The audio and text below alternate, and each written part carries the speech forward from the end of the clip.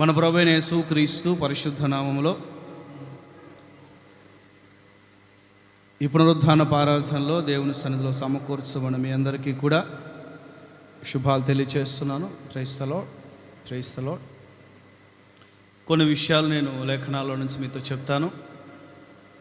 దగ్గర ఒక 4 వారాలు ఒక ప్యాసేజ్. ఏం ప్యాసేజ్ అది? బైబిల్లో ఉన్న అధ్యాయం చెప్పండి. ఆదికాండం 22వ అధ్యాయంలో నుండి కొన్ని విషయాలు నేను మీతో ఒక 12 వచనాల మధ్యలో 10 విషయాలు నేను మీతో చెప్పాను. ఈరోజు నుంచి మరొక విషయం నేను మీతో చెప్తాను. ఈరోజు నుంచి అది కూడా దాని ముగింపు ఎప్పుడు అనేది పర్టికులర్గా కూడా మనం చెప్పలేం. చెప్తా ఉంటాను ముగించినప్పుడు, అంటే ఈరోజు అని కాదు. ఆ ప్యాసేజ్ యొక్క ముగింపు ఏ నెల, ఈ సంవత్సరం అయిపోయేలోపు అయిపోయిద్దా, మళ్ళీ వచ్చే సంవత్సరం కూడా కొనసాగిద్దా అన్నది పరిశుద్ధాత్మను నడిపింపు. అక్కడ చాలా విషయాలు ఉన్నాయి. అవన్నీ కూడా క్లుప్తంగా షార్ట్కట్లో టూకీగా అలా చెప్పుకునేవి కావు, కొన్ని ప్రాముఖ్యమైన విషయాలు. కాబట్టి సవివరంగా సమయం సహకరించిన కొద్దీ సవివరంగానే ఒక్కొక్కటిగా మనం మాట్లాడుకుందాం. ఆత్మ చెప్పు సంగతులు చెవిగలవాడు మాత్రమే గ్రహించునుగాక. గట్టిగా చెప్దాం. హల్లెలూయా. రాజుల 2వ పుస్తకం 2వ అధ్యాయం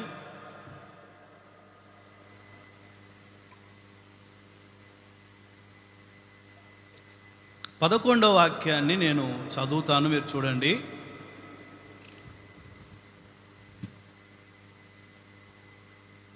రాజుల 2వ పుస్తకం 2వ అధ్యాయం 11వ వాక్యములో మన శీర్షిక మూలవాక్యం కీవర్డ్స్ ఉంటుంది. అక్కడి నుండి మనం ఇంకా 11 వచనాల మధ్యలో 11 వచనాల తర్వాత ఈ అధ్యాయం 25 వచనాలు ఉంటుంది. ముందట ఏం జరిగింది, ఆ తర్వాత ఏం జరిగింది అనే దానికి మధ్యలో ఈ 11వ వచనాన్ని మనం చదువుకొని శీర్షికగా అది పెట్టుకోండి. అప్పుడు ఏలియా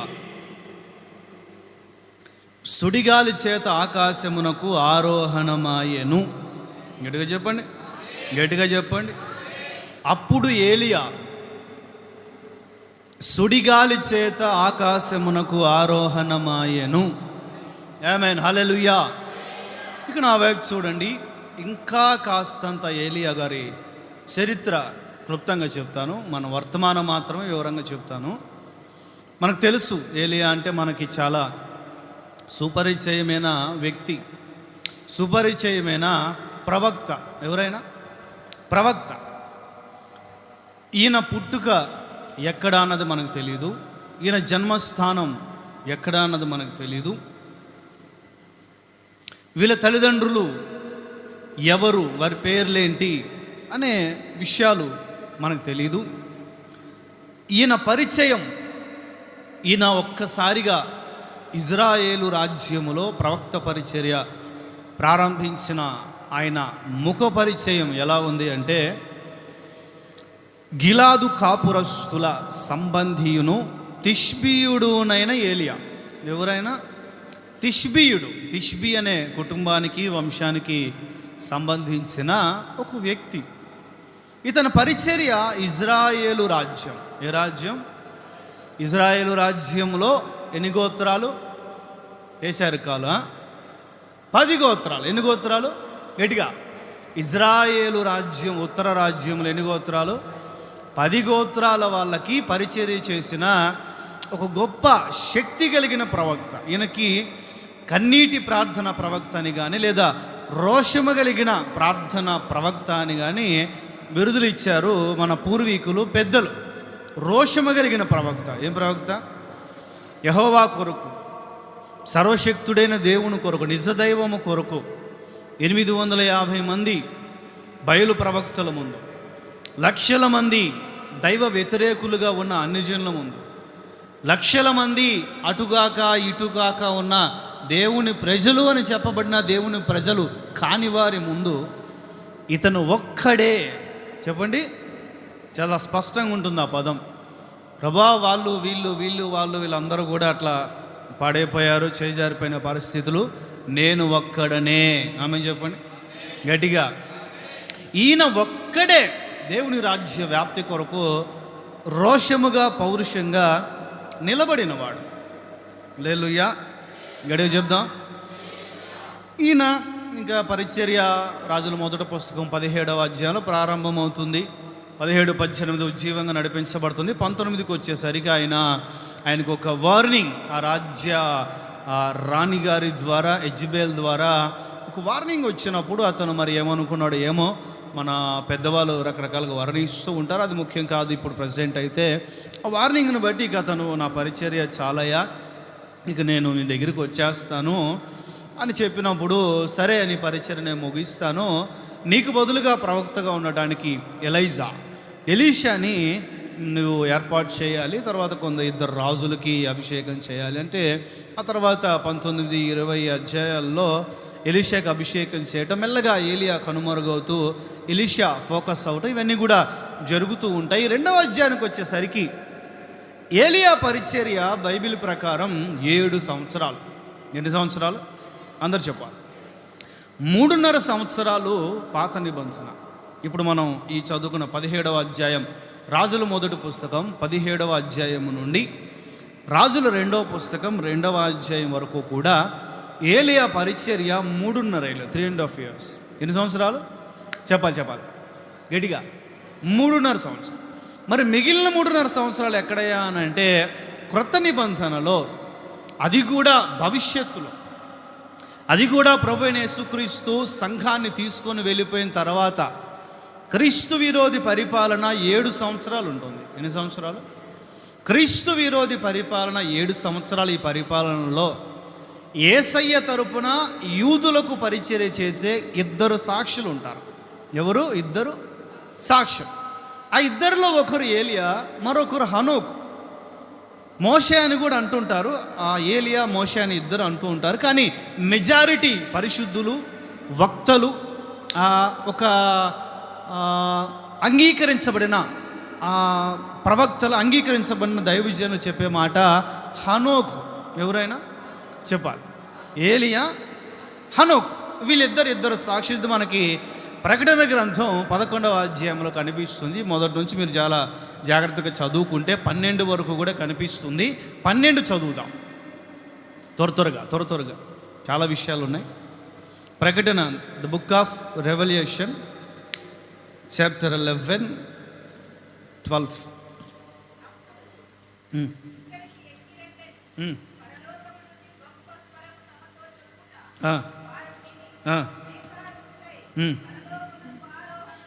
ఆరోహణమాయిరి. స్తోత్రం చెప్పండి. ఇక్కడ కూడా 2 సాక్షి. అంటే వీరికి ఏం జరిగిందంటే, ఈ 3.5 సంవత్సరాల పరిచర్యలో దేవుని గురించి రోషంగా ఇక్కడ కూడా వీళ్ళిద్దరు నిలబడతారు. ఎందుకు వీళ్ళిద్దరే అనేదానికి మనకు తెలుసు చాలామందికి కూడా. ఎందుకు వీళ్ళిద్దరే రావాలి చివరి కాలంలో? తెలిసిన వాళ్ళు చెప్పండి. వాళ్ళిద్దరు కూడా చనిపోలేదు. హనోకు కూడా దేవునితో నడిచి పరలోకానికి వెళ్ళిపోయారు, భద్రపరచబడ్డారు అక్కడ. ఏలియా కూడా అగ్నిరథముల చేత ఆరోహణం అయిపోయారు, చనిపోకుండానే పరదైసుకి ఆయన ఎత్తబడ్డారు. పరదైసుకి, పరలోకానికి కాదు. ఇప్పుడు వీళ్ళిద్దరూ కూడా భూమి మీదకు వచ్చి చనిపోవాలి. 3.5 సంవత్సరాలు సేవ చేసిన తర్వాత క్రీస్తు విరోధి తనకున్న ఇన్ఫ్లుయెన్స్, తనకున్న పాలన అధికారాన్ని బట్టి ఆ అధికారులతో, పోలీస్ శాఖ వారితోనో ఆ రోజులో ఉన్న పరిస్థితులను బట్టి వారిని యెరూషలేము నడివీధుల్లోనే చంపించేస్తారు. ఏం చేస్తారు? క్రీస్తు విరోధి వీళ్ళిద్దరిని చంపించేస్తాడు. వీళ్ళిద్దరి శవాలు, క్రీస్తు విరోధికి బాగా వీళ్ళిద్దరు విరోధంగా ఉండి దేవుని తరపు నిలబడ్డారు కనుక 3.5 రోజులు వీళ్ళు చేసిన 3.5 సంవత్సరాల పరిచర్యకి వీళ్ళకు బుద్ధి రావాలన్నట్లుగా, లేకపోతే ఆయన క్రీస్తు విరోధ ఉద్దేశం, లేకపోతే నా భయం ప్రజలందరికీ తెలియాలనే ఉద్దేశంతో మొత్తం ఆ రోజుల్లో అంతా మీడియా, ఇప్పుడే అంతా ప్రపంచం అంతా తెలిసిపోతుంది కదా, ఆ రోజుల్లో కూడా మీడియా వీళ్ళందరూ కూడా బతికే ఉంటారు కదా, సంఘం ఎత్తబడుతుంది, మిగిలిన వాళ్ళందరూ భూమి మీద ఉంటారు కదా. టీవీలు కానీ యూట్యూబ్లు కానీ ఇవన్నీ కూడా సోషల్ మీడియా ఇవన్నీ కూడా 3.5 రోజులు వారి శవాలను చూపిస్తూ వారు వార్తలు చెప్తూనే ఉంటారు. 3.5 రోజులు. ఎన్ని రోజులు చెప్పాలి? ఈ 3.5 రోజుల తర్వాత ఆకాశం నుంచి ఒక శబ్దం, క్రీస్తు రాకడలాగా రహస్యంగా జరిగేది కాదు. ప్రభువైన యేసు క్రీస్తు రెండవ రాకడలాగా సంఘానికి మాత్రమే వినబడే బోర శబ్దం వంటిది కాదు. సంఘానికి మాత్రమే తెలియజేయబడే దేవుని స్వరము కాదు ఇది. ప్రపంచం మొత్తం వింటుంది. ఏలియా హనోకులు ఇద్దరూ వింటారు. చనిపోయిన శవాలైనా కూడా వారి ఆత్మలు వింటాయి. ప్రపంచము కూడా వింటుంది. ప్రపంచం మొత్తం ఆకాశం వైపు, ఇంకా కెమెరాలను ఆకాశం వైపు వెళ్తే అక్కడ నుంచి ఏదో శబ్దం వచ్చిందని ఒక సూచన కనిపిస్తుంది. వీరి శవాలు ఇంకా లేచి నిలబడతాయి, మహిమా దేహాలు ధరించుకుంటాయి. ఇక్కడికి ఎక్కిరండి అనే ఒక స్వరం వినబడితే వీళ్ళిద్దరు మహిమా శరీరాలతో ఇక శాశ్వత రాజ్యానికి ఆరోహణం అవుతారు. ఏమవుతారు? ఏలియా అక్కడ బ్రతికుండగానే రాజుల 2వ పుస్తకంలో ఆరోహణం అయ్యారు. ఇక్కడ చనిపోయి ఆరోహణం అవుతారు. ఇప్పుడు ఈ రెండింటిని బట్టి మనం నేర్చుకోవాల్సింది ఏంటి అంటే, మన ప్రభు అయిన యేసయ్య కూడా ఆరోహణం అయ్యారు. అపోస్తలుల కార్యాలు 1:9, ది బుక్ ఆఫ్ యాక్ట్స్ 1:9.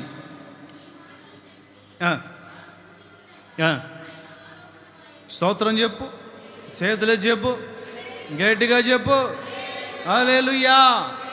శిష్యులకి 12 మందికి లేదా 120 మందికి లేదా ఆయన ముందు గ్యాదర్ చేయబడిన శిష్య సమూహం అంతటికీ కూడా అనేక రకాల విషయాలు, బోధలు, సూచనలు ఇవన్నీ కూడా ఆయన వారితో చెప్పి ఆకాశమునకు వారు చూస్తూ ఉండగానే మహిమాదేహంతో ఆరోహణమయ్యాడు. ఆమెను చెప్పండి. ఒకరోజు నీవు నేను కూడా ఆరోహణం అవ్వాలి. ఏమవ్వాలి చెప్పాలి? ఎత్తబడుట, తీసుకొని పోబడుట, ఇక్కడి నుండి వెళ్ళిపోవుట, పైకి వెళ్ళుట. అవరోహణ అంటే క్రిందికి, ఆరోహణం అంటే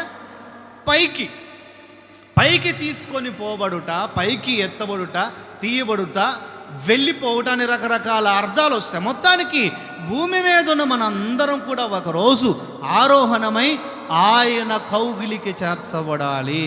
స్తోత్రం చెప్పండి. ఆయన రాజ్యములో మరణము లేని యుగ యుగముల నిత్యానందాన్ని అనుభవించాలి. గట్టిగా చెప్పండి. ఈ భూమి మీద బ్రతికితే 70, 80, అధిక బలమున ఎడల 90, 100, కొరియా ఫుడ్ తిన ఎడల 120, 150. ఏమండి?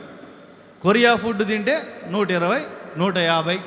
మహా అయితే ఆ మెడిసిన్ బలంతో రోబోటిక్గా, యాంత్రికంగా 200 ఏళ్ళు కూడా, కొంతమంది 150 ఏళ్ళు, 160 ఏళ్ళు కూడా బతికిన ముసలోళ్ళు ఉన్నారు.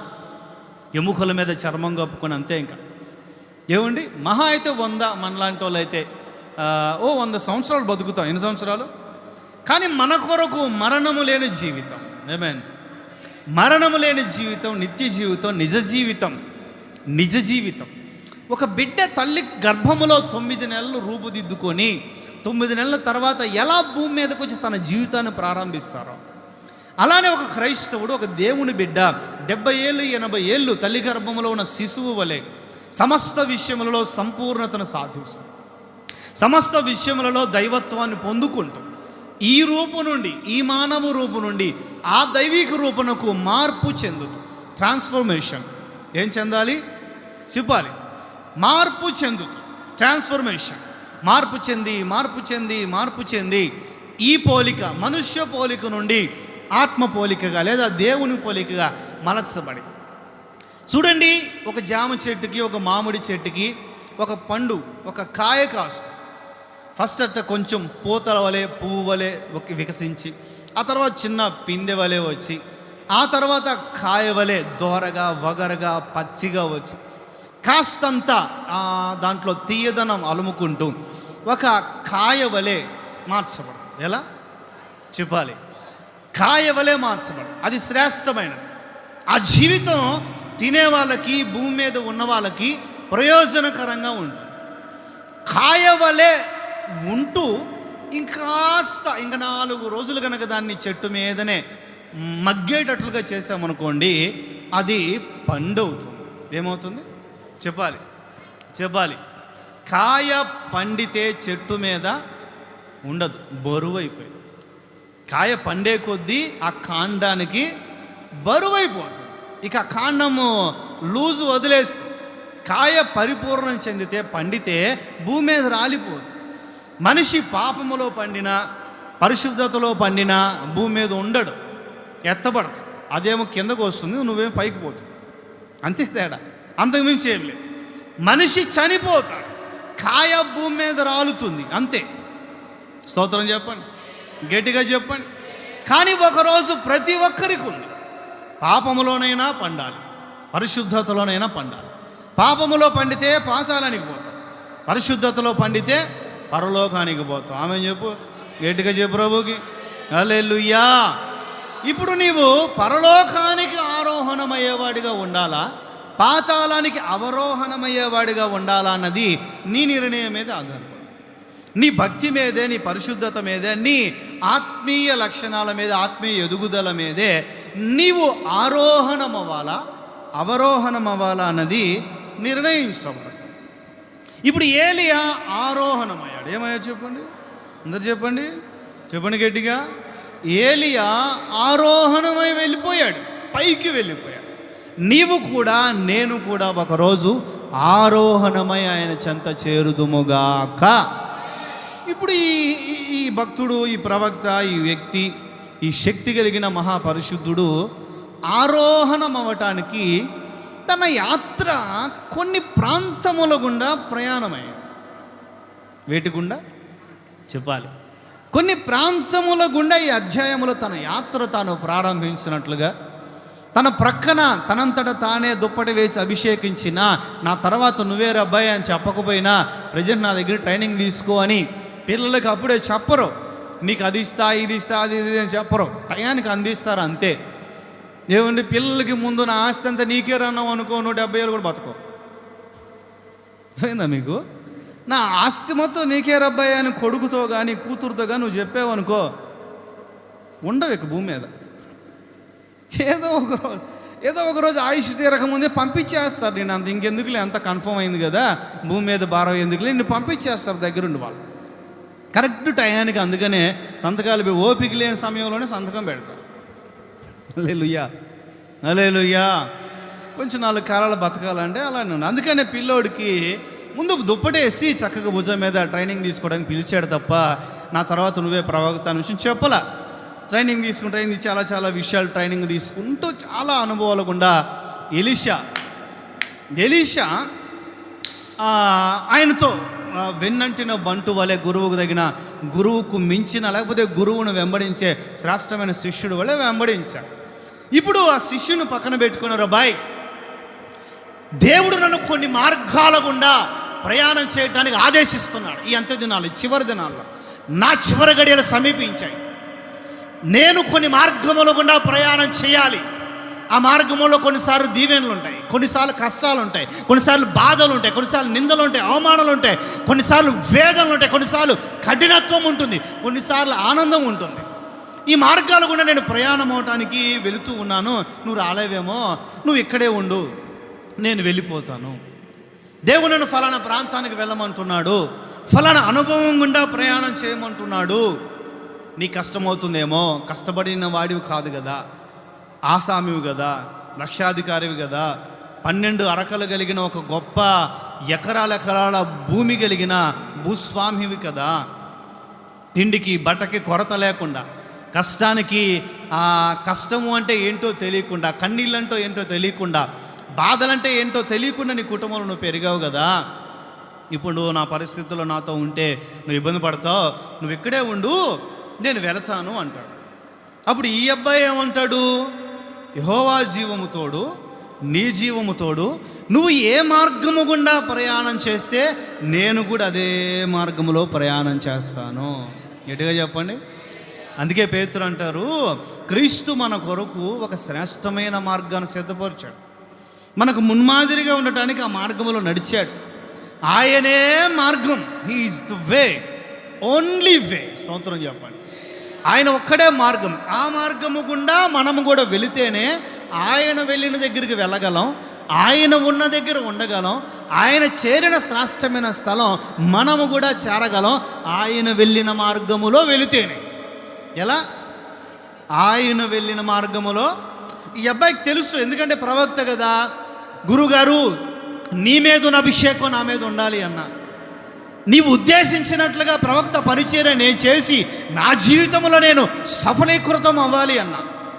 నీవు చేసిన 3.5 సంవత్సరాల పరిచర్యలో ఉన్న శక్తి కలిగిన భక్తి, శక్తి కలిగిన ప్రవచన ఆత్మ, శక్తి కలిగిన రోషము కలిగిన ఆత్మ నా మీద అలానే నిలబడాలన్నా, అంతకు మించి పనిచేయాలి అన్నా, నీవు వెళ్ళిన మార్గములోనే నేను వెళ్ళాలి. ఈయన అంటాడు, there is no another way. నాకు కూడా వేరే దారి లేదు గురువుగారు, నీ వెళ్ళిన మార్గములోనే నేను వస్తా, నీ వెంటే నేను ఉంటా. నువ్వు కన్నీరు కారిస్తే నీతో కలిసి కన్నీరు కారుస్తా, నువ్వు బిర్యానీ తింటే నీతో పక్కన కూర్చొని బిర్యానీ తింటా, నువ్వు మిగిలిచ్చేది. నువ్వు హ్యాపీగా ఉంటే హ్యాపీగా ఉంటా, నువ్వు బాధగా ఉంటే నేను బాధగా ఉంటా, నువ్వు వస్త్రహీనుడిగా ఉంటే నేను కూడా వస్త్రహీనుడిగా నీతోనే, నువ్వు చలి అనుభవిస్తే నేను కూడా చలి అనుభవిస్తా, నువ్వు ఎండకి ఎండితే నేను కూడా ఎండగా, నువ్వు సేవలో ప్రభు పరిచయలో పానార్పణంగా పోయబడితే నేను కూడా నీతోనే, నేను కూడా నీతోనే. స్తోత్రం చెప్పండి, స్తోత్రం చెప్పండి. మీ టూ, నేను కూడా నీతోనే ఉంటానయ్యా. నేను ఎక్కడికి వెళ్ళను. యెహోవా జీవము తోడు చెప్పాలి, నీ జీవము తోడు, నేను నిన్ను వీడువను. అందరు చెప్పండి, గట్టిగా చెప్పండి. ఈరోజు బాగానే ఉంటుందిలే, కానీ ఇంకా కొంచెం పోయే కొద్దీ అట్లా ఏమండి, పోయే కొద్దీ ఈరోజు కొంచెం బాగానే ఉంటుంది. జస్ట్ ఇటుకలు వేరుస్తాం అంతే. ప్లాస్టింగ్లు ఇవన్నీ అయిన తర్వాత చేస్తాం. స్తోత్రం చెప్పండి, చేతులు ఊపుతూ చెప్పండి, గట్టిగా చెప్పండి, హల్లెలూయా. అసలు వీళ్ళ యాత్ర, ఈ ఏలియా యాత్ర, ఎలీషా యాత్ర ఎక్కడ నుండి ప్రారంభమైంది? ఈరోజు సబ్జెక్ట్ అదే, గిల్గాలు. ఏంటది? గట్టిగా అందరు గట్టిగా, గిల్గాలు చెప్పండి, అందరు చెప్పండి. రాజుల 2వ పుస్తకం 2:1.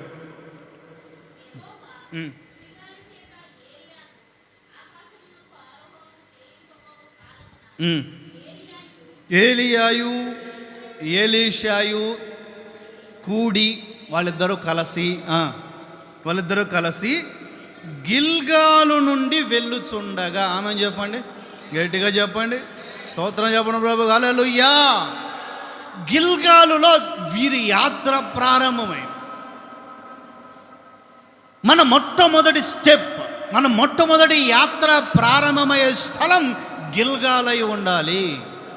ఈరోజు ఇక ముందుకు ఆ బైబిల్లో గిల్గాలు గురించి అసలు ఏముంది, అసలు గిల్గాలు అంటే ఏంటి? గిల్గాలు ఈజ్ ఈక్వల్ టు దొరిలింపబడుట. ఏంటది? దొరిలింపబడుట. ఐగుప్తు అవమానం నేను మీ మీద నుండి దొరిలించేస్తున్నాను, ఇక మీదట మీరు ఐగుప్తులో నలిగిన నలుగుడ అవమానం, ఐగుప్తులో పొందిన హింసలు ఇక మీదట మీరు గుర్తు తెచ్చుకోరు, అవన్నీ దొరిలిపోతున్నాయి. ఇప్పటి నుంచి మీరు ఒక నవనూతన జీవితం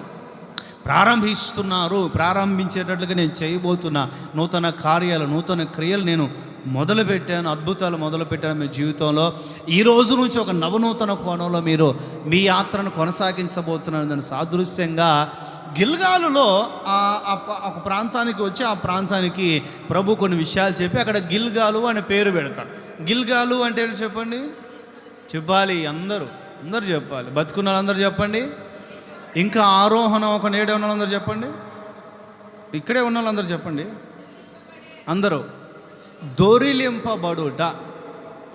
ఈ పదం ఉన్న దగ్గర యెహోషువ 5వ అధ్యాయంలో 3 విషయాలు ఉంటాయి. ఆ విషయాలు నేను మీతో ఈరోజు పంచుకుంటాను. జస్ట్ ఒక ముఖ పరిచయంగా మాత్రమే అది మీరు ఇక్కడ నోట్ చేసుకోవాలి. యెహోషువ పుస్తకం 5వ అధ్యాయం తీసి పెట్టుకోండి. యెహోషువ పుస్తకం 5వ అధ్యాయం తీసి పెట్టుకోండి. ఇక నా వైపు చూడండి. ఈ అధ్యాయములో ఇజ్రాయేలీలందరూ కూడా కనాను సరిహద్దులకు వచ్చారు. ఏం చేశారు చెప్పాలి. ఐగుప్తు, లేకపోతే సీనాయి అరణ్య యాత్ర 40 years అరణ్య యాత్ర అంతా కూడా ముగించబడింది. కనాను సరిహద్దులోనికి ప్రవేశించారు. అక్కడ వీరికి గిల్గాలు అనుభవాన్ని యేసయ్య మొట్టమొదటిసారిగా పరిచయం చేశాడు. దాన్ని చదువుదాం. 5వ అధ్యాయం 12 12 9.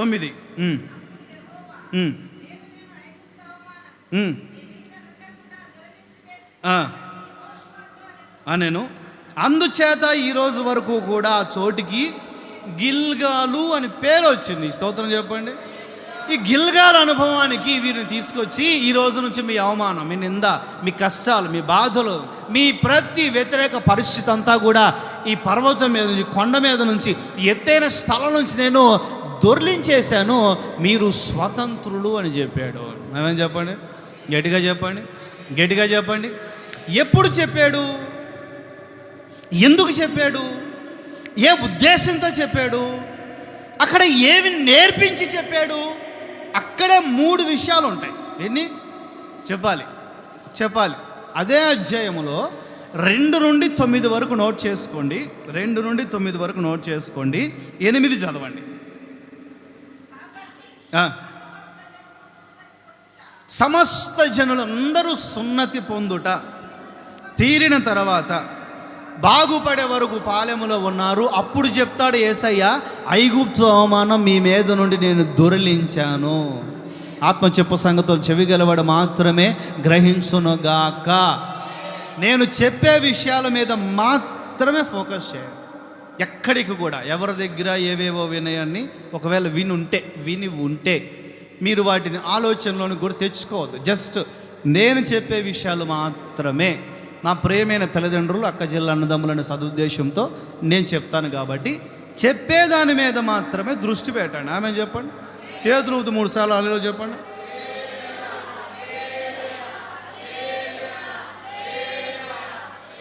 హల్లెలూయా.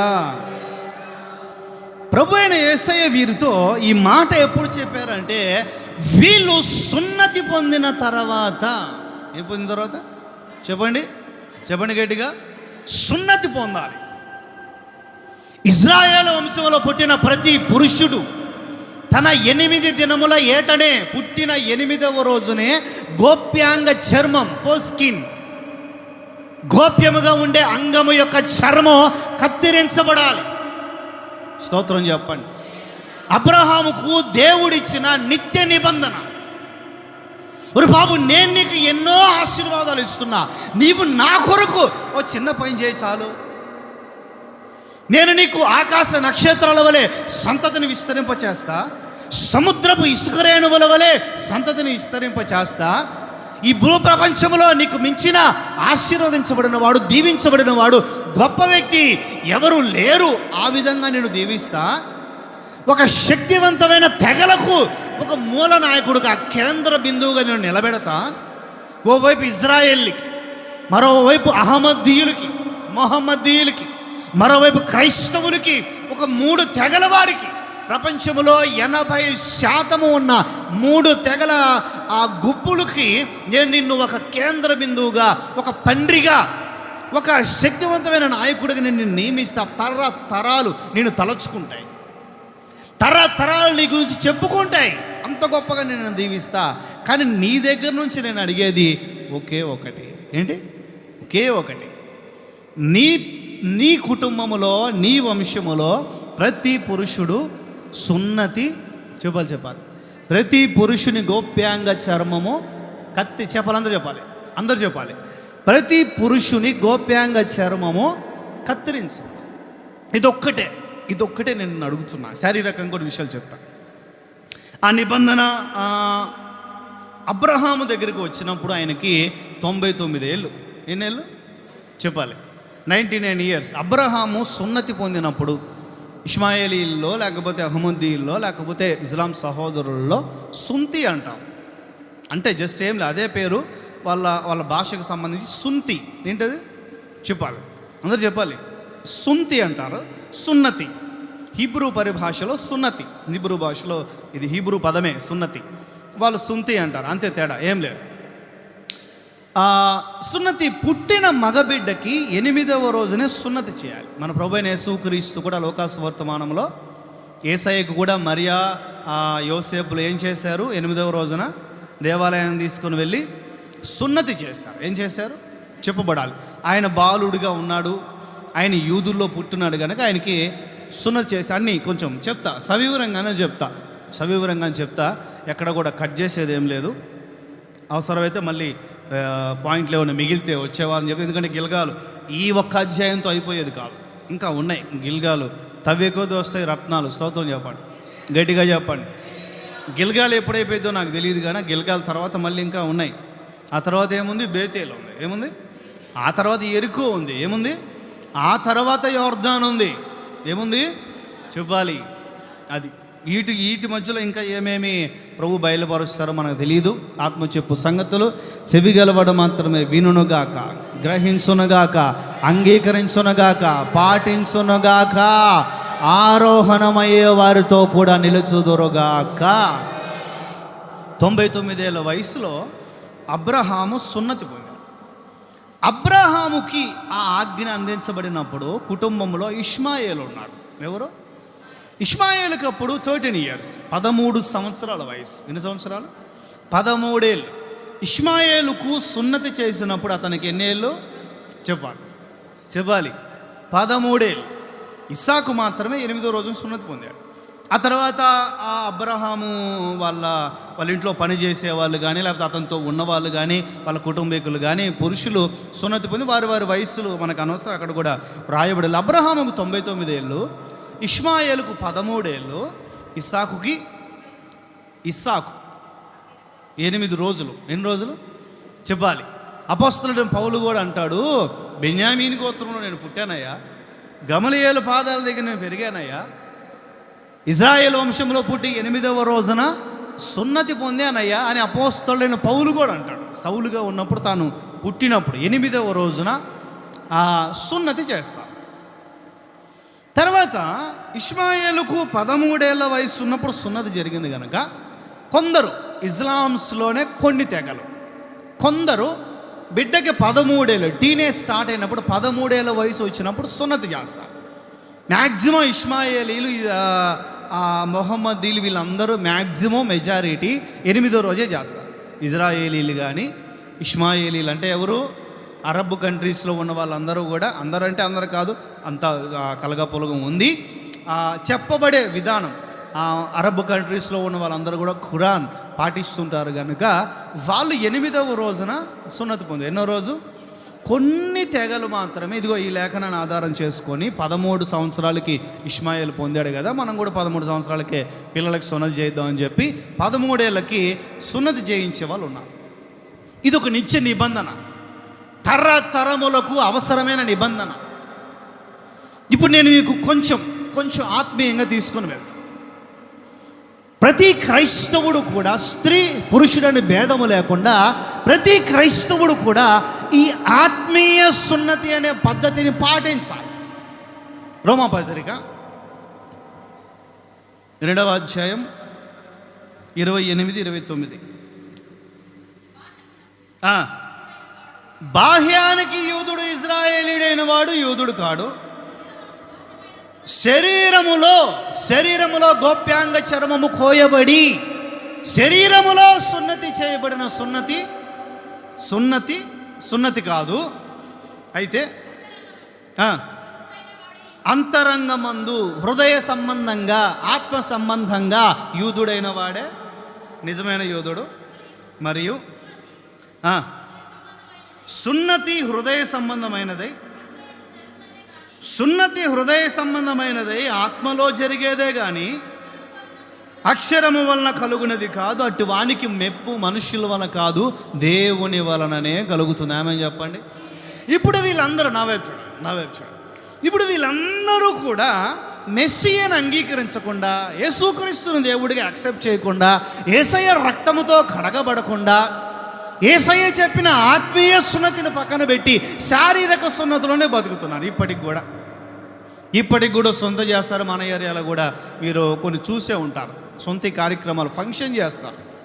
ఇప్పటికి కూడా ఇజ్రాయేళ్ళు సొంత చేస్తారు, ఇప్పటికి కూడా ఇష్మాయేళ్ళు సొంత చేస్తారు. శారీర సంబంధంగా. ఎలా చెప్పాలి? శరీర సంబంధంగా, ఆత్మీయ సంబంధంగా చేయి. ఆత్మ సంబంధమైన సున్నతి ఏంటి? బాప్తిస్మము. ఏంటి చెప్పాలి? కొలస్సీ పత్రిక 2:11-12. కొలస్సీ పత్రిక 2:11-12.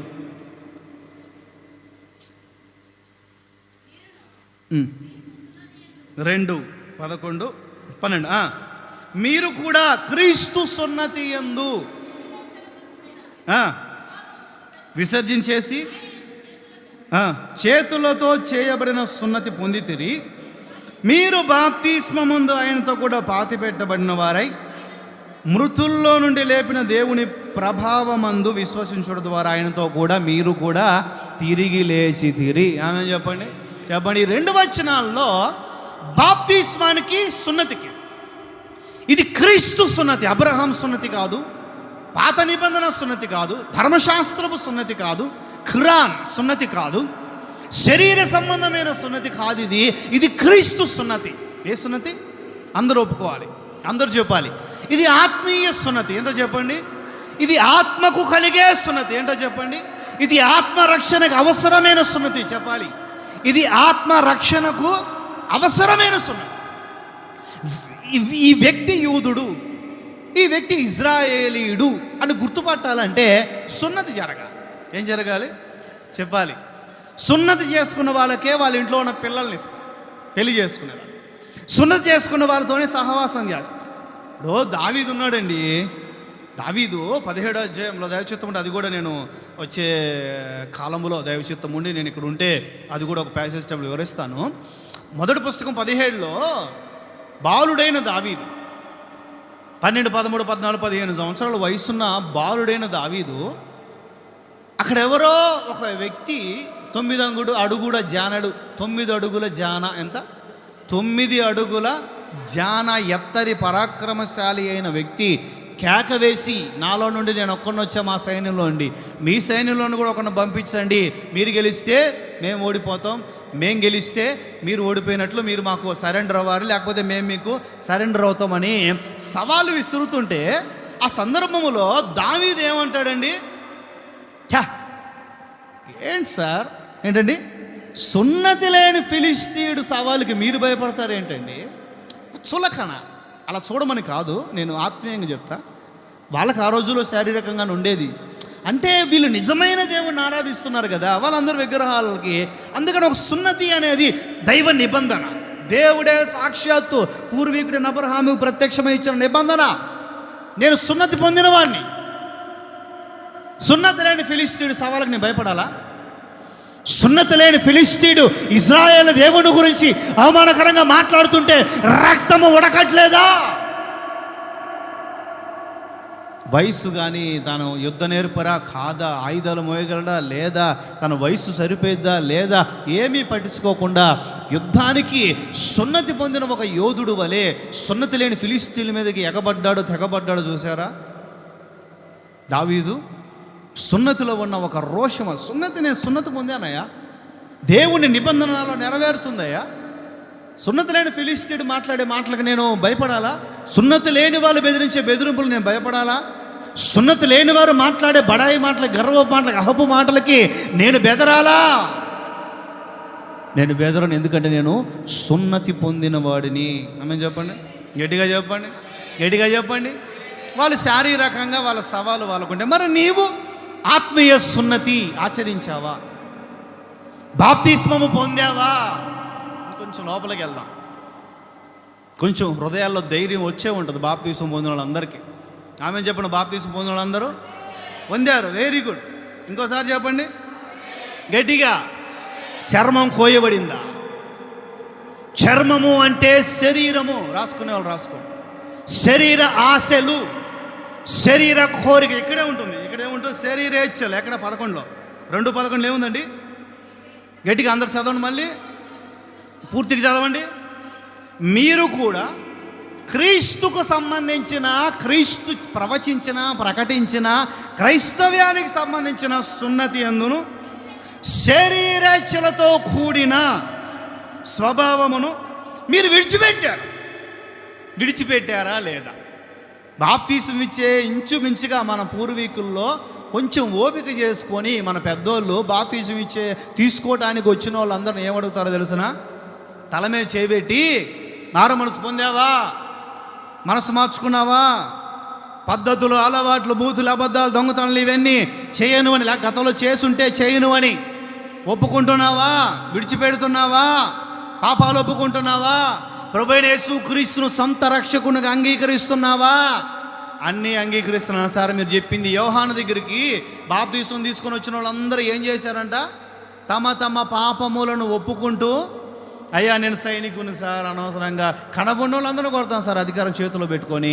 యోహాన్ అంటాడు, కొట్టొద్దు, ఇక మీదట అనవసరంగా కొట్టొద్దు. నీ బాధ్యతకు అడ్డం పడితే, గవర్నమెంట్ రూల్స్కి అడ్డంగా వస్తే బైక్ తలాలు తీసుకో, గవర్నమెంట్ రూల్కి అడ్డంగా వస్తే, లైసెన్స్లో గవర్నమెంట్ రూల్కి అడ్డంగా వస్తే, లాఠీ వాడు, కొరడా వాడు, శిక్ష గవర్నమెంట్ రూల్స్కి అడ్డంగా వస్తే, వ్యతిరేకంగా ఉంటే నువ్వు శిక్షించాలి తప్ప అనవసరంగా చెయ్యొద్దు. ముంచేయి, బాప్తీసం ముంచేసేయి. మారు మనసు పొంది వెళ్ళిపోయాడు. అయ్యా అప్పులు ఇచ్చానయ్యా, సున్నానేనయ్యా పెంచాను. ఏం పెంచాడంట చెప్పండి. సున్నా ముందు పెడితే బాగుండు, వెనక పెడతాడు. 50కి ముందు సున్నా పెడితే 100 సున్నాలు పెట్టినా అది 50 అవుతుంది. కానీ 50కి ఇటు కుడివైపు సున్నా పెడితే ఏమైనా చెప్పండి, గట్టిగా 50 రెట్లు పెరిగిద్ది. 100 రెట్లు పెరిగింది. 50 పదులు ఎంత? 500. 10 రెట్లు, ఓకే, 10 రెట్లు పెరిగింది. 50 పదులు ఎంత చెప్పాలి?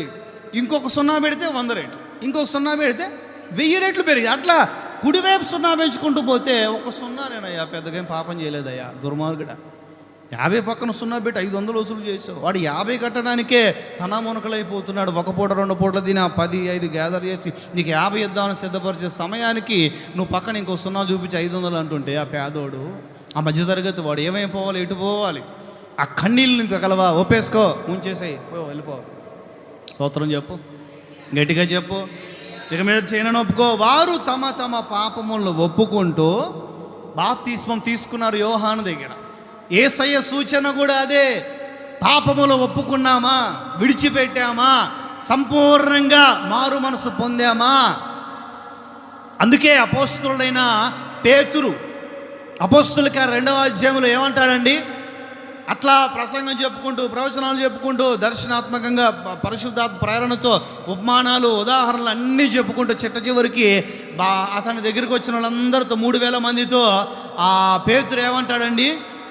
మీరు మూర్ఖులకు, మారు మనసు పొంది మూర్ఖులకు ఈ తరం వారికి వేరవ్వాలి, చర్మము వేరు చేయబడాలి, చర్మము కోయబడాలి, శరీరము కోయబడాలి, శరీరేచ్ఛలు కోయబడాలి.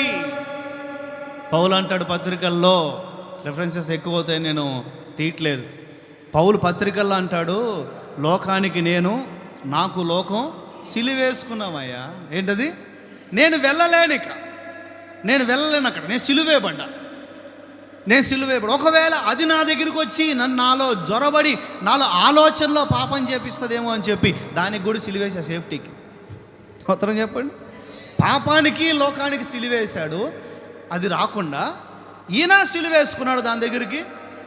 ఆచారాలకు సిలువేశాడు, వేరైపోయినాయి, చర్మం వేరైపోయింది. ఆచారాలు, పద్ధతులు, బూతులు, అబద్ధాలు, దొంగతనాలు, గొడవలు, అసూయలు, కలహాలు, ద్వేషాలు, చాడీలు, కొండేలు అన్నీ కోయబడ్డాయి. స్తోత్రం చెప్పు, గట్టిగా చెప్పు, చేతులు ఊపుతూ. అన్నీ వేరైపోయాయి. ఇతడు ఒక నిష్ట కలిగిన, శక్తి కలిగిన భక్తుడు వలె రూపాంతరం చెందాడు. ఆమె చెప్పు. భవిష్యత్తులో ఇతని ప్రతిష్టను పాడు చేయకుండా, ఇతని దర్శనమును పాడు చేయకుండా, ఇతని ఆత్మీయ సున్నతిని పాడు చేయకుండా కోయబడిన అనుభవాలకి సిలువేసేసాడు తనకు తాను కూడా. గట్టిగా చెప్పండి ప్రభుకి, గట్టిగా చెప్పండి. సిలువేసు. నేను మీతో చెప్పేది ఏంటంటే, బాప్తిస్మం పొందారు, మంచిదే, బాప్తిస్మం పొందారు. ఆచారములు తొలగించబడ్డాయా? హౌస్ ఓపెనింగ్కి పాలు పొంగించే ఆచారం తొలగించబడిందా? పెళ్ళిళ్ళకి పసుపు పూసే ఆచారం తొలగించబడిందా? మనకు సంబంధం లేని కార్యక్రమాల్లో మనమే మేజర్గా ఉండే ఆ ఆచారం తొలగించబడిందా? పెద్దలు అన్నమాట ఇల్లు. ఏం పెద్దలు? బీడీలు తాగే, సూటలు తాగే పెద్దలు అన్నమాట. తొలగించబడుతున్నాయి ఆచారాలు, పద్ధతులు, లోకం, లౌకికం, అపవిత్రత గతములో ఉండుంటుంది. బాధ ఏంటంటే, బాప్తిస్మం పొందిన వాళ్ళ నోట్లోనే బూతులు వస్తుంటాయి. ఏమొస్తుంటాయి చెప్పాలి? బాప్తిస్మం పొందారు వీళ్ళు, బాప్తిస్మం పొందారే, జస్ట్ నీళ్ళల్లో నుండి మునిగారు, లేచారు, కానీ క్రీస్తుతో కూడా పాతి పెట్టబడలేదు, క్రీస్తుతో కూడా లేపబడలేదు, క్రీస్తు సున్నతి వీరిలో లేదు. 100 సార్లు బాప్తిస్మం పొందు అదే బుద్ధితో, జస్ట్ స్నానం చేసి వచ్చినట్టే, ఏమి లేదు ఆడ, ఏమి లేదు. ఎన్ని డినామినేషన్లో బాప్తిస్మం పొందు, ఏసునామం బాప్తిస్మం పొందు, త్రియేకనామం బాప్తిస్మం పొందు, జెండా కింద బాప్తిస్మం పొందు, చిలకరింపు బాప్తిస్మం పొందు, చిన్నపిల్లల బాప్తిస్మం పొందు, ఏ బాప్తిస్మంలోనైనా చావు, ఏముండదు. జస్ట్ నీళ్ళలో మునిగి చెప్పాలి, నీళ్ళలో మునిగి ఏం పెద్ద ఏం లేదు, కొంచెం చిన్నదే అది. చెప్పండి, నీళ్ళలో మునిగి పైకి లేచినట్లే, ఏం లేదు. నేను బాప్తిస్మం పొందాను, నేను సున్నతి పొందానులే, ఏమన్నా నేను మునిగి లేచానులే, పరలోకానికి వెళ్ళిపోతానులంటే అది బైబిల్ ప్రకారం అది కరెక్ట్గా కోయబడాలి. స్తోత్రం చెప్పు, గట్టిగా చెప్పు, గట్టిగా చెప్పు. తర్వాత ఒక పవిత్రీకరించబడిన జీవితానికి కూడా ఒక ఒక ఒక వేరుబాటు జీవితం, అన్నీ కలిపి అనుకోండి. ఎక్కడది పోయిన వారమే చదువుకున్నాం మనం, అపోస్తుల కార్యాలు 7:51 స్టీఫెన్ ఆత్మ పూర్ణుడై ప్రసంగం చెప్తూ ఏమంటాడండి? లోపరచనులని వారలారా, ఫుట్ నోట్ మూల భాషలో వంచని మెడగలిగిన వారలారా, హృదయానికి చెవులకి సున్నతి చేయబడని వారలారా. కోయబడాలి, చెవులు కోయబడాలి. పీటర్ నువ్వు యూదుడు కాబట్టి ఇంకా శరీర సంబంధమైన ఆలోచనలోనే ఉండి ఆ మనిషి చెవుకి కోసేసావు. ఏం కోసేసాడు ఆయన? ప్రభువా వేసేద్దామా, ఉండంటారా నాయన, నువ్వు 2 కత్తులు తెచ్చుకున్నాం కదా ప్రభువా, నువ్వే కదా ప్రభు కత్తులు తెచ్చుకున్నావు. అరే బాబా, కత్తి దానికి కాదురా నాయన, ఏ కత్తి దేనికి వాడాలి? ఆ కత్తి దానికి కాదు. స్తోత్రం చెప్పు. కత్తి కరెక్ట్గా వాటో స్టీఫెన్ అడిగితే చెప్తాడు. ఎవరిని అడిగితే చెప్పాలి. స్టీఫెన్ ఆదికాండము నుంచి ప్రస్తుత దినం వరకు కూడా అద్భుత రీతిలో ప్రసంగం చేసి చివరికి అక్కడ కూర్చొని ఓపికగా విన్న వాళ్ళందరిని చూసి ఏమన్నాడండి? కష్టపడి పాప ప్రసంగం అంతా విన్నారు. కొంచెం పొగడొచ్చు కదా, ఏమండి? కష్టపడి మీరు ప్రసంగం విన్నారు, చిట్ట చివరిలో మిమ్మల్ని చూసి నేను ఏదన్నా ఒక మాట అన్నాను అనుకోండి, వచ్చే వారం వస్తారు మీరు? చెప్పండి. అనకుండానే రావట్లేదు కొంతమంది, ఇంకంతే వస్తారా? ఎంత కత్తి మీద సామె అయిపోయింది. పామిడిలో విశ్వాసాలను కాపాడుకోవటం కత్తి మీద సామె అయిపోయింది. నేను సేవకు వచ్చిన కొత్తలో చెప్పాడు మా నన్ను పంపించిన పాస్టర్, అన్న చాలా చాలా అంటే బాగా కఠినంగా నడిపిస్తున్నాడా నన్ను నడిపించే పాస్టర్ గారు, తట్టుకోలేకపోతున్నానన్నా. చాలా తమ్ముడు, నీకు ముక్కు మీద కోపమమ్మా, నేను చూసా కదా విశ్వాసుకున్నప్పుడు. దేవుడు నీకు సహనం నేర్పడానికి ఆయన దగ్గరికి తీసుకెళ్ళాడు. ఎక్కడికి చెప్పండి? ఆయన ఆ పాస్టర్ గారి దగ్గరికి నీకు సహనం నేర్పడానికి దేవుడు తీసుకెళ్ళాడు. సహనం నేర్చుకోమ్మా. నిజంగా దేవుని దయ 2.5 సంవత్సరాలు సహనం నేర్చుకుంటూ ఆ తర్వాత 7-8 సంవత్సరాల తర్వాత పూర్తిగా చచ్చుబడిపోయింది. స్తోత్రం చెప్పండి. వైజాగ్లో ఉన్న ప్రసన్న కుమార్ పాస్టర్ గారు పామిడిలోకి వచ్చుంటే, ఏమండి, వైజాగ్లో ఉన్న 2018, 19, 20 20 ముందర ఉన్న 19 ముందర ఉన్న ప్రసన్న కుమార్ పాస్టర్ గారు పామిడికి అదే స్పిరిట్తో వచ్చుంటే దేవుని దయవల్ల మీరు కూడా ఉండేవాళ్ళు కాదు. దేవుడు ఎంత గొప్పవాడో చూడండి. ఎక్కడికి తీసుకెళ్ళి ఏమి నేర్పించాలో అక్కడ తీసుకెళ్ళి నేర్పించి వెళ్ళాల్సిన దగ్గరికి పంపిస్తున్నాడు. స్తోత్రం చెప్పు, గట్టిగా చెప్పు. చెవులు కోయబడాలి. ఏం కోయబడాలి? హృదయము నరకబడాలి. ఏం చేయబడాలి? చెప్పాలి. అందరూ చెప్పాలి. సున్నతి జరగాలి ఆత్మీయంగా. స్తోత్రం చెప్పండి. ఒక నవనూతనమైన కోణముల ఆత్మీయ సున్నతిని మీరు పొందుదురుగాక. ఒక నూతన శుద్ధీకరణ మీకు కలుగునగాక. నూతన కోణముల శరీరేచ్ఛలు కోయబడునగాక. శరీరేచ్ఛలు మీకు దూరమగునగాక. రోషము కలిగిన భక్తులుగా మీరు మార్చబడుదురుగాక. శక్తి కలిగిన భక్తులుగా మీరు మార్చబడుదురుగాక. శక్తి కలిగిన క్రైస్తవులుగా మీరు మార్పు నందుదురుగాక.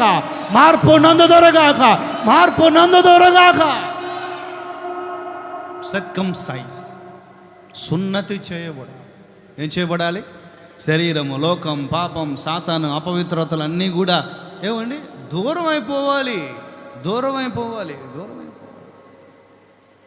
సున్నతి చేయబడకపోతే నీవు యూదుడవు కాదు, ఇజ్రాయేలీయుడివి నువ్వు కాదు, నువ్వు దేవుని బిడ్డవు కాదు, నువ్వు రక్షణ పొందిన జాబితాలు ఉండవు. గొర్రెపిల్ల జీవ గ్రంథంలో నీ పేరు ఉండదు. యేసయ్య కడబోర వినబడినప్పుడు ఎత్తబడే జాబితాలు నువ్వు ఉండవు. ఎప్పుడు? సున్నతి పొందకపోతే. ఏంటి చెప్పండి? ఇప్పుడు పౌలు కొలస్సీ పత్రిక 4:10 ఏమంటాడు? అదే అంటాడా? 4:10 ఏముంది? గట్టిగా చదవండి. నాతో కూడా చెరలో ఉన్న అరిస్టార్క్, బర్నబాస్, రిలేషన్లో మాకు సమీప రిలేషన్గా ఉన్న జాన్ మార్కు మీకు వందనాలు చెప్తున్నారు. ఈ జాన్ మార్కును గురించి మీరు ఆజ్ఞలు పొందారు. ఇతడు మీ యొద్దకు వచ్చిన ఎడల చేర్చుకోండి. యూస్తు అని పేరు పెట్టబడిన జాషువా, ఇంగ్లీష్లో లేకపోతే గ్రీక్లో జాషువా అనే పదం ఉంటుంది. ఇక్కడ యేసు అని ఉంది, నిజమే. యేసు కూడా మీకు వందనాలు చెప్తున్నారు. వీరు అక్కడ గుర్తుపెట్టుకోవాలి, చూడగలిగిన వాళ్ళందరూ చూడండి. వీరు ఎవరు? అరిస్టార్క్ కానీ, బర్నబాస్ కానీ, జాన్ మార్క్ కానీ, ఆ తర్వాత యూస్తు అని పేరు పెట్టబడిన యేసు కానీ, వీళ్ళందరూ వీరు సున్నతి పొందిన వారిలో చేరిన వారు. వీరు మాత్రమే దేవుని రాజ్యం కోసం నా జత పని వారే ఉన్నారు. వీరి వలన నాకు ఆదరణ కల. ఆమె చెప్పండి, గట్టిగా చెప్పండి. వీళ్ళు నా వైపు చూడాలి. వీళ్ళు మాత్రమే నా దగ్గర ఉన్నారయ్యా. దేవుని రాజ్య నిర్మాణములో నా జత పనివారుగా ఉన్నారు. ఎవరు వీరు? సున్నతి పొందినవారు. ఏం పొందినవారు? ఆత్మీయ సున్నతి పొందినవారు. ఎవరు? చెప్పాలి గట్టిగా. ఆత్మీయ సున్నతి పొంది లోకానికి పూర్తిగా వేరుగా జీవించిన వారు, పాపాన్ని పూర్తిగా నిషేధించిన వారు, పూర్తిగా విసర్జించిన వారు. శరీరం అని చెప్పబడిన, శరీరం ఆశ అని చెప్పబడిన, శరీర కోరిక అని చెప్పబడిన ప్రతి దానికి కూడా వీళ్ళు పూర్తి విరోధులు, ఆపోజిట్. శరీర కోరికలు, శరీర ఆశలు ఏమనగా ఏముంది? శరీర కార్యములు ఏమనగా ఎక్కడది? చదవండి, సడన్గా గుర్తొచ్చింది, సబ్జెక్టులు అయితే లేదు. అందుకే ఆత్మచెప్పు సంగతులు అని 3 సార్లు చెప్పింది. ఎక్కడుందండి అది? 5:19 నోట్ చేసుకోండి, పర్వాలేదు. స్పష్టంగా ఉన్నాయి. శారీరక కార్యాలు స్పష్టమై ఉన్నాయి. జారత్వం ఎక్కడ? ఓకే. జారత్వం, అపవిత్రత, కామం, ఏమంటే విగ్రహారాధన, వ్యభిచారం, అంతే అదే అర్థం. ద్వేషం, కలహం, మత్సరం, క్రోధం, కక్ష, ఓయమ్మ ఏంది ఇది? అసూయలు, ఆటపాటలు, ఇవన్నీ మొదలైనవి అంటే దానికి అర్థం ఏంటి? ఇంకా ఉన్నాయని అర్థం. మొదలైనవి. జారత్వం అంటే ఏంటి? పెళ్లి కాకుండానే అపవిత్రమైన పనులు చేయటం. వ్యభిచారం అంటే ఏంటి? పెళ్ళైన వాళ్ళు అపవిత్రమైన పనులు చేయటం, అక్రమ సంబంధాలు అంటాం దాని వ్యభిచారం. పెళ్ళి అయితే చేసేది వ్యభిచారం. పెళ్ళి కాకుండా అక్రమ సంబంధాల్లో ఉంటే అది జారత్వం అవుతుంది. ఏంటది? చూపాలి. జారత్వం, వ్యభిచారం. అయ్యో ఎన్ని లిస్టులు ఉన్నాయి. విగ్రహారాధన, విగ్రహ సంబంధమైన పాత ఆచారాలు, పద్ధతులు, పాత విధానాలు, ఈ విగ్రహ సంబంధం, ఈ విగ్రహాలు, ఈ బొమ్మలు ఒట్టి బొమ్మలే. కానీ మనం ఆత్మీయ దేవుణ్ణి, నిజమైన దేవుణ్ణి, విగ్రహము కాని దేవుణ్ణి, రూపము లేని దేవుని, వెలుగై ఉన్న నిజదేవుని మనం ఆరాధిస్తున్నాం. మనం ఒక్కొక్క విగ్రహం అవసరంలా. ఏమండి? మనకు విగ్రహ ఆరాధన అవసరం లేదు, వాటితో పని లేదు మనకి. కానీ ఆ పద్ధతులు అవన్నీ మానుకోలేకపోతుంటారు. చూసారా? విగ్రహారాధన, క్రోధాలు, కక్షలు, ద్వేషాలు, కలహాలు ఎన్నున్నాయి. అల్లరితో కూడిన ఆటపాటలు, ఏమండి? పబ్బులు, క్లబ్బులు, డీజే బాగా వచ్చింది సౌండ్. డీజేలు ఎక్కడ? మన మంచిగా కుర్రాడు, నాకు బాగా నవ్వు వచ్చింది. నేను అక్కడ బయట ఈవినింగ్ టైంలో అట్లా వాకింగ్ చేస్తూ ఉంటే కుర్రాడు బైక్ మీద వచ్చాడు. సార్ వందనాలు సార్ అన్నాడు. ఓ వందనాలు అన్నాడంటే క్రైస్తవుడే, దేవుని బిడ్డే. వందనాలు తమ్ముడు, ఏనా? సార్ పుట్టినరోజు ఉంది సార్, ప్రార్థన చేయడానికి రావాలన్నాడు. అతనంటే మీరు మందిరానికి వస్తారా అంటే, సార్ నేను అట్లా ఫలానా చోటుకి వెళ్తాను సార్ అన్నాడు. మరి ఆ పాస్టర్ గారిని పిలుచుకోవాలమ్మా, వాళ్ళు బాధపడతారు. ఏ సంఘానికి వెళ్తే ఆ పాస్టర్ని పిలుచుకుంటే గౌరవం, వాళ్ళు కూడా సంతోషిస్తారు. నేను దగ్గరగా ఉన్నాను కదండి, నా దగ్గరికి రావటం కాదు. ఎంత దూరం ఉన్నా నీవు వెళ్ళే సేవకుని దగ్గరికి వెళ్ళాలి. ఆమేన్. అదే ఆయనకు ఘనత, నీకు ఘనత. అక్కడికి వెళ్ళు అని అంటే వాళ్ళు అందుబాటులో ఉండరు సార్, ఎట్లా సరే ఎక్కడమ్మా వెళ్ళండిలే, మామూలుగా ఎక్కడమ్మా ఎక్కడండి, రెండు ఇల్లు పక్కనే ఆడేం వస్తున్నాయి.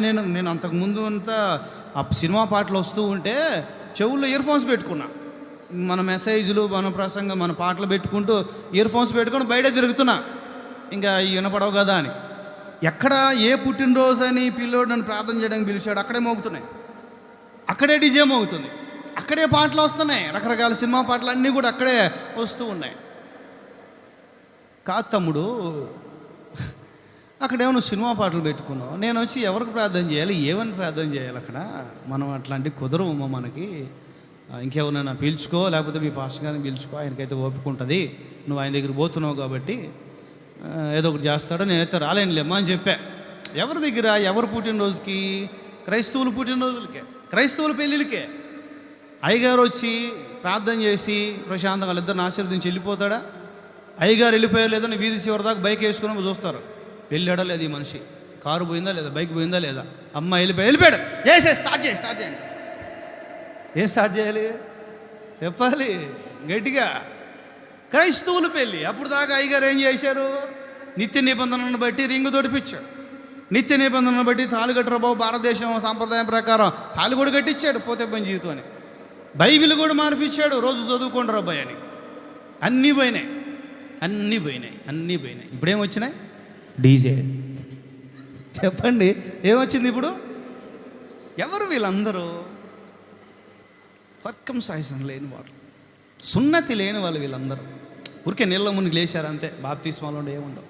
పెళ్లి చేయాలంటే బాప్తిస్మాలు పొందితేనే పెళ్ళి. ఏం పొందితేనే చెప్పాలి. ఇక రెండో పాయింట్లో వస్తుంది, ఉందో లేదో ఆ పాయింట్. ముందు నేను టైం చూసుకుంటాను. లేదు, స్తోత్ర ప్రార్థన ఇంకా అయిపోయింది. లేదు ఆ పాయింట్, రెండో పాయింట్ లేదు. దైవ చిత్తం ఉంటే నేను వచ్చేవారం చెప్తాను. రెండో పాయింట్లో అసలు పస్కా అనే వివరణ ఉంటుంది. అది ఎవరు పొందాలి, పస్కా ఎవరు తీసుకోవాలి, ఎవరు ఆచరించాలంటే సున్నతి పొందిన వాళ్ళే ఆచరించాలి. ఎవరు చెప్పాలి. ఇంకా వెళ్తాయి కొంచెం లోతుగా వచ్చేవారం నేను కొన్ని విషయాలు అవన్నీ క్లుప్తంగా చూపించి చెప్పి ముగించుకునే కాదు. అందుకని నేను ఇంకా ఆపేస్తాను. హ్యాపీగా ఉన్నది గట్టిగా హల్లెలూయా. తెలుసు నాకు, ఎప్పుడు మజ్జిగ తాగి ఎప్పుడు పోయి ఇంటికి పోయి బోధిందామా, ఎప్పుడు ఆ ఎముకల్ని పిప్పి చేద్దామా, ఏమండి కుక్కలకు కూడా మిగిలించకుండా ఎప్పుడు వాటిని పిప్పి చేసి నమిలి అవకాశం ఉన్నంత వరకు మింగుతాం. మిగిలింది దానికి వేస్తే అది తిందా, ఏముంటుంది దాంట్లో తినటానికి? వెళ్ళిపోయిద్ది, తినకుండా వాసన చూస్తే వెళ్ళిపోద్ది. పిప్పి చేసి ఎప్పుడెప్పుడు పోదామని మీ ఆలోచన. పాపం హల్లెలూయా. గట్టిగా చెప్దాం హల్లెలూయా. కోయబడాలి ఈరోజు, శరీరము కోయబడాలి, గోప్యాంగ చర్మం, శారీరక ఆశలు కత్తిరించబడాలి. అబ్రహాం, నాకు నీకు నిబంధన ఇదే, నేను నిన్ను గొప్పగా ఎన్నో కోట్ల ఆశీర్వాదాలు, వేల ఆశీర్వాదాలు, తరతరాలకు చెప్పుకోదగిన ఆశీర్వాదాలు నేను నీకు ఇస్తున్నా. కానీ నువ్వు నా కొరకు ఒకటే చేయి, ఒకే పని చేయి. నువ్వు వేరుగా ఉండు, నువ్వు నీ రక్షణ కాపాడుకో, నువ్వు నీ తర్వాత సంతతి అంతా కూడా సున్నతి పొందాలి. విచిత్రం ఏంటంటే తల్లిదండ్రులు బాప్తిస్మాలు పొందుతారు, తల్లిదండ్రులు పిల్లలకి ఇప్పిరు. వాళ్ళకి 20 ఏళ్ళు 30 ఏళ్ళు ఏమండి సున్నతి పొందాలి అంటే 8 రోజులు. ఎన్ని రోజులు చెప్పాలి? బాప్తిస్మం పొందాలి అని అంటే 16 సంవత్సరాలు. ఎన్ని సంవత్సరాలు? 16 ఏళ్ళకు ముందు 15, మ్యాక్సిమం 15 లేదా 16 అయినా ఇబ్బంది ఏం లేదు.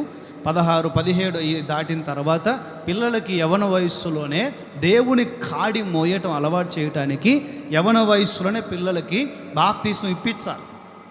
అందుకే బాప్తిజం తీసుకున్న వాళ్ళని నేను పొందినప్పుడు కూడా మా అమ్మ అదే అంది, మామూలుగా ఇండైరెక్ట్గా. ఇప్పుడే ఎందుకు పొందా? అప్పుడు నామకార్థం అనుభవాలు ఉండేది, ఇప్పుడు కొంచెం ఎదిగింది అనుకుంటున్నాను నేను. ఇప్పుడే ఎందుకు పొందావు, ఎవరు చెప్పి పొందావు బాప్తిజం? ఎందుకమ్మా ఏమైంది? 18 ఏళ్ళకి బాప్తిజం తీసుకున్నాను నేను, సేవకి ఇంకా సిద్ధపడటానికి 2010లో బాప్తిజం తీసుకున్నాను నేను. అన్ని ఉపదేశాలన్నీ విని రక్షించబడి ఇంకా అంగీకరించి నన్ను సేవకు పంపించిన ఆత్మీయ అన్న ఆ అన్నగారి దగ్గర నేను బాప్తీసం తీసుకున్నాను. దేవుని దయ వల్ల పేరు మాత్రం మార్చలే, అదే పేరు పెట్టాడు. ప్రసన్న కుమార్ అనే పెట్టాడు. దేవుని దయ వల్ల ప్రసన్నత అంటే షైనింగ్ ఆఫ్ గాడ్, దేవుని ముఖకాంతి అని అర్థం వస్తుంది. ప్రసన్నత, ప్రసన్న వదనం. ప్రసన్నత అంటే దేవుని ముఖకాంతి. ఏంటి చెప్పాలి? కుమార్. కుమార్ అని అంటే ఉత్తర భారతానికి సంబంధించిన కొన్ని భాషల్లో లేదా హిందీలో గారు అని అర్థం. ఏంటి? దేవుని ముఖకాంతి గారు అని అర్థం. అందుకే ఇట్లా అయిపోయా నేను. హల్లెలూయా. చెప్పాలి గట్టిగా, చేతులు గట్టిగా. దేవుని ముఖకాంతి. ఆమె చెప్పండి. అదే పేరు పెట్టాడు దేవుని. అదే పేరు సంస్థలో కొనసాగుతుంది. అప్పటి నుంచి ఇప్పటి వరకు కూడా రక్షణను కాపాడుతూ ఆ సున్నతి విలువను కాపాడుకుంటూ ఇంకా మహిమ కలిగిన పరిచర్లకు అడుగుపెట్టి ఆలోచనలు, చూపులు, తలంపులు, చేష్టలు, వస్త్రధారణ, ప్రతిష్ట కాపాడుకుంటూ విలువలు కాపాడుకుంటూ. ఏంటది? చాలా ముఖ్యమండి. పరువు అంటుంటా. పరువు కోసం హత్యలు చేసిన వాళ్ళు ఉన్నారండి.